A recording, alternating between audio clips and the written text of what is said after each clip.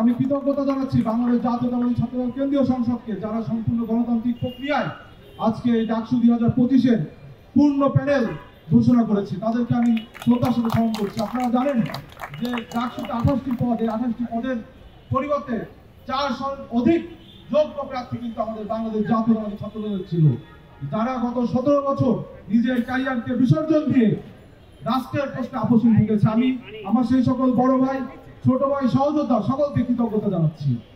আপনারা স্মরণ করবেন যে 90-এর স্বৈরাচার বিরোধী আন্দোলন থেকে 25-24-এর হাসিনা বিরোধী আন্দোলন, ফ্যাসিবাদ বিরোধী আন্দোলনের নেতৃত্ব দিয়েছে বাংলাদেশ জাতীয়তাবাদী ছাত্রদল। ঠিক একইভাবে 90-এর যে ডাকসু প্যানেলে বিজয় অর্জন করেছিল পূর্ণ প্যানেলে বাংলাদেশ জাতীয়তাবাদী ছাত্রদল, এই 2025-এর প্যানেলে বাংলাদেশ জাতীয়তাবাদী ছাত্রদল ল্যান্ডস্কেপ ভিক্টরি প্রদান করবে বলে আমার বিশ্বাস করি। ঢাকা বিশ্ববিদ্যালয়ের শিক্ষার্থীদেরকে আমি আহ্বান জানাবো, we 28 people are not above you, we are those who are among you, dear friends. আমরা আপনাদের সাথে আছি, আপনাদের সমর্থন নিয়ে একটি গণতান্ত্রিক